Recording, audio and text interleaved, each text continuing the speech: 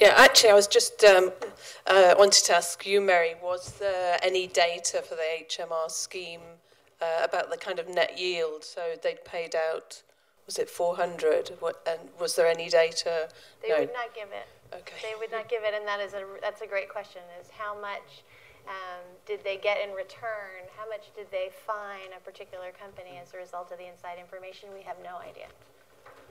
So I can give you statistics on the IRS program, the SEC program in the United States. We're required, our whistleblower programs, to report to Congress, do an annual report. I can tell you that under our False Claims Act program, which has been around since 1986, not as long as the Korean program, I would like to point out, we have returned $51 billion to the United States Treasury as a result of whistleblower-initiated actions. So, 1986 to present.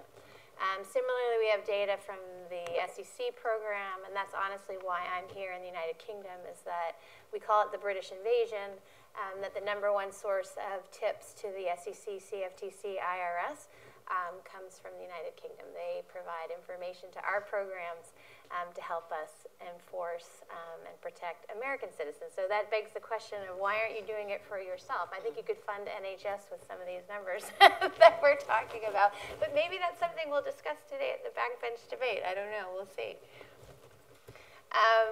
A question over there, I guess. Oh, go ahead.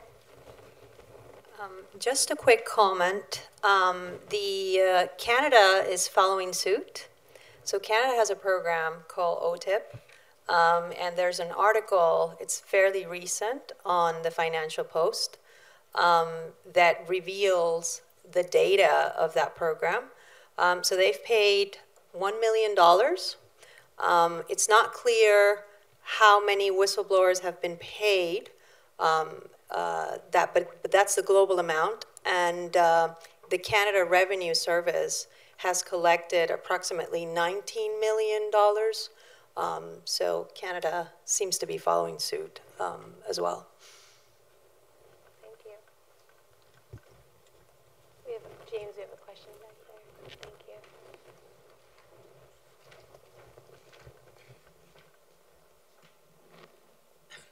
Thank you. I'm Christian Mehta. A quick question for Michael. Considering that the Japanese as a society are very sensitive to any action that might bring dishonor or shame to their country or to their companies, what has been some of the ramifications of the exposure you did in Japan? And has that resulted in any legislation to encourage more people to be open about it so that it can overcome this national tendency to not disclose things that might bring dishonor to the country? Superficially, yes, but intrinsically, no. I mean, Prime Minister Noda, the Prime Minister before Abe, was interviewed by the Financial Times about the Olympus scandal. And he said the Olympus scandal is an exception and that Japan follows the normal rules of capitalism. But it doesn't. Just to give you a few differences, the largest shareholders in Olympus were the three mega banks, three large Japanese mega banks, and Nissay, or Nippon Life, the insurance company. And when I was fired, the isolation you felt, because the Japanese media, which is another difference, is self-censoring. They've got good journalists, but at an editorial level, you know, the Nikkei, for example, just repeated the company's line for several weeks, you know, that I was arbitrary, whatever that meant. It was like the press office of Olympus. So the media in Japan is one of the weaknesses. It does censor itself. It doesn't want to offend corporate Japan. But institutional shareholders would usually want to put a fire break so they don't get contaminated. And I pleaded to the institutional shareholders. I tried to raise a proxy fight. And not one of those four institutions would criticize what had taken place or offer me any support whatsoever as I tried to take back control of the company. So I did meet with many Japanese parliamentarians. They had a special select committee, and they did come up with changes, including representations of non-executives on the board. But really, and I go to Japan a lot, I have a great love for Japan, and it's a very honest and safe country. But there is a ruling class where corruption does exist, and there's the Yakuza as well, which is a problem in Japan.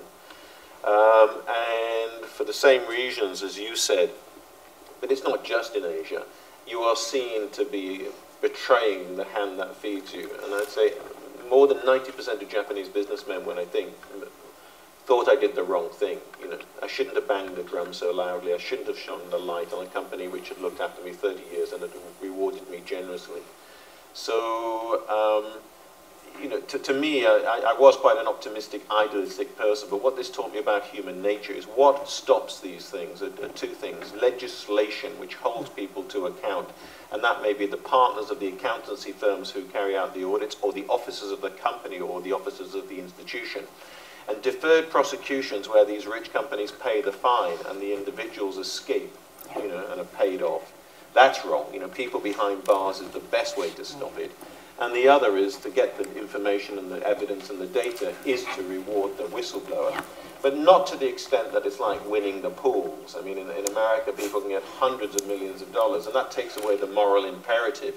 So there has to be a balance, and as your scheme, there are limits. Otherwise, you know, your grass, you know, snitches in ditches and all the stuff I got. So, you know, but it's the hard side. It's not tone at the top, cultural change. It doesn't happen. Human beings are selfish, self-interested creatures generally. And if you are taking on a big corporation or an institution, normally I will tell people in Japan, it's different in the United States. This country, it can work. Don't do it because you'll be squashed. I survived because I was the president of the company. I could spend £1 million in 12 weeks in lawyers in Japan, in London, and in Washington. But in Japan, it's still legal to go public and not go to the management of the company to report your claim. It's that bad still. So in simple terms, there's a lot of face, you know, dressing.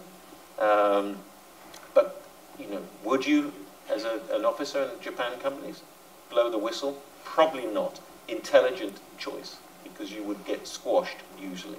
And there's hundreds of Olympuses in Japan, hundreds of them. Despite that, it's interesting to see, though, that we have seen whistleblowers in Japan, and Kobe Steel has had an incident where they were basically producing steel that had insufficient tensile strength. And again, much like FACTA, the information came out from an investigative journalist speaking to whistleblowers. So despite all of those, we're still seeing little flags of help. Takata, Toshiba. Takata, airbags, yeah. But don't be optimistic. I mean, I'm back in Japan in 2 weeks. You know, the people who do it are shunned. Oh, yeah. And it's the media and the Kobe Steel and the reinforcements for earthquake protection, the tire company, Toyota, emissions, Nissan, there's a whole list of these things. There's the individual, and it's getting it through. And if you speak to Japanese journalists, if you see the press conferences with Olympus and then watch NHK at night, they take it all out. Yeah. So, you know, all I'm cautioning is being over-optimistic. Yeah. No, absolutely. And Japan and Korea and China, and you know, China's right at the bottom. You try to get these things out, and it's difficult.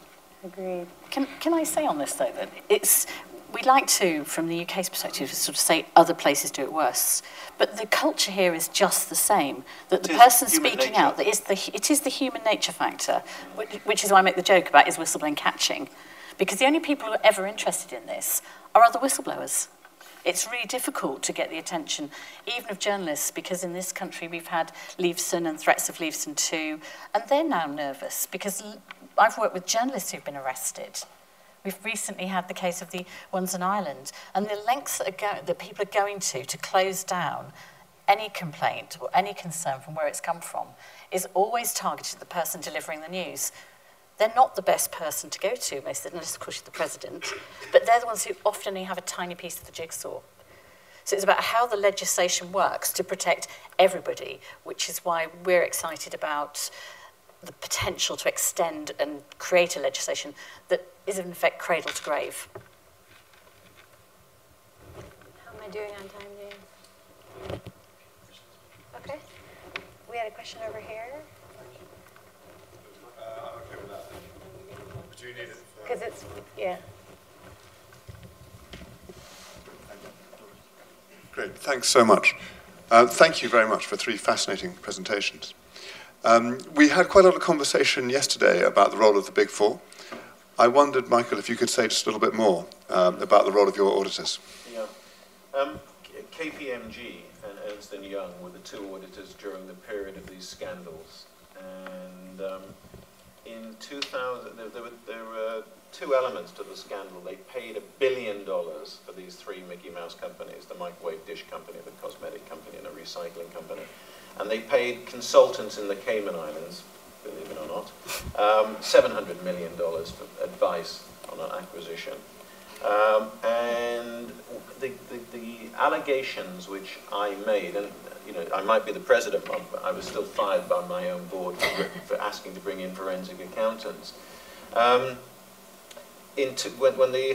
When KPMG handed over to Ernst & Young in 2009, they had an independent committee look at the very claims I was making. So they'd all been looked at, and the independent committee, made up of a dodgy academic, another accountant, said all these transactions were fine. I mean, and it wasn't subtle, they were overtly wrong. There was an inquiry into the Olympus scandal, and I thought this would be a whitewash. In Japan, it's a contradiction. It was chaired by Kamata, a retired Supreme Court judge, and he actually said it showed the very worst of Japan. The board were a board of yes men. And he criticized both firms of accounting, who were then looked at by the professional, and they got a slap wrist. But they should have, they couldn't have not known, and I put this in my book. In the UK, when I was, to me, getting the story out, and again, I'm so advantaged compared to, a middle manager in the finance department. I was on the media continuously for over 3 months, but Jeff Randall Live, if you remember this program on Sky, which is a business program, he followed, he thought I was from Essex, but I was from Liverpool, but he loved this story about this Essex Southend samurai, he called me. And we had, as the story played out and the board fell, he interviewed me time after time. He went on holiday, and a woman journalist took over the interview, several months into the story. And when I was having makeup put on, there was a letter on the desk, and it was from KPMG saying we'll be monitoring everything Mr. Woodford says on the program. And the journalist, Jeff Randall don't think would have bothered, but the journalist, when I tried to go to certain places, she closed it down. So, I think the Big Four accounting firm, I don't think any of them are part of the problem. I mean, how they could have missed these things, they couldn't have missed them. They really couldn't have missed them. Neither of the firms have sued me for saying this, because if you look at the evidence and you look at that independent committee, so the partnerships are the same thing as companies. They are, protect themselves, but the partners who do these things, and these would have been in the Japanese practices, but the global alliance of these partnerships. So I would like to see, when these scandals take place, bring in the auditors, bring in the partnerships, and they should have part of the responsibility. They are part of the problem. I find your deed really very courageous and honest. The question for me is, afterwards, did any company come to you and say, hey, we need these guys who are so courageous and honest? Or did you have problems in getting a new job? Come be our compliance officer. They say whistleblowers never work again. And I'm patron of, as you mentioned, Protect, another whistleblowing charity. And because I had everything going in my favor, the courageous person was the person from the company who I'm friends with now, who went to Factor. But I was offered other jobs, running, including in Japan, and offered millions of pounds to do those jobs. So you can work again. The idea that all whistleblowers are extreme, I might shout and scream in this little cameo just to show you what it's like. But whistleblowers, what happens to some whistleblowers? They become victims. They come to define themselves by these events. And they shouldn't, because they'll only hurt themselves, because most people don't care about very much for very long, and you have to get on with your life and move forward. So I could work again. I run a road safety charity, and I advise financial institutions. I get paid $25,000 every time I talk. So no one should feel sorry for me, but it's the middle manager, the nurse, the teacher, and all of these people where the mechanisms which you've both been talking about are so important. So that would be, last question, that would be another thing which I see, like people like Assange, you know, they are now really suffering still. And there are guys who really did a good job, and they are suffering. And the second thing, what I like to mention, what do you do, what can we do for the government that they don't get these companies which go for common good, they are not recognized anymore and they have to pay taxes.